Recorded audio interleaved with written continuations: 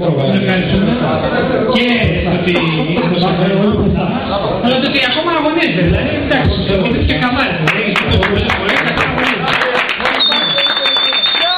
Λοιπόν, για το εγκόμιο, ο Ηλίας είναι στο εγκόμιο, όποιος θέλει να πάει να τον δει για πάντα, ευχαριστώ. Βέβαια στο εγκόμιο δεν κάνει αυτά τα πράγματα που θα κάνει εδώ, έτσι. Να του το πλέξουμε κιόλας. Το 2006 κάναμε το παγκόσμιο εδώ στο Πόρτο Καρά, ο Ηλίας ήταν απάρταστο εδώ και πήρε πάρα πολύ βελτές, ήταν στην δεκάδα. Ναι, και πρέπει να σου πει το άλλο, έτσι. Τότε ήταν χώρες από όλο το κόσμο, το παγκόσμιο, κάθε ένας έγινε με παραδοσιακή στολή από τη χώρα του. Ο Ηλίας βγήκε Ηλία, βγήκε Τσολιάς.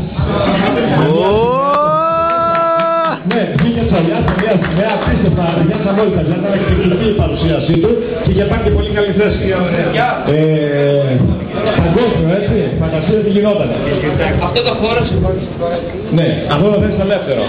Ο Ηλίας είναι πρώτη εγγραφή να κάνει. Έτσι, δεν είναι τυχαίο. Ηλία, πες μου πότε είσαι έτοιμος. Μην κοφανείς κανένα κρυμπή από πίσω με κανένα διάστημα. Έτσι, και δεν έχω και μαλλιά, θα το βάλω. Είμαστε έτοιμοι την ιδέα, σου δώσω το CD. Θα δώσω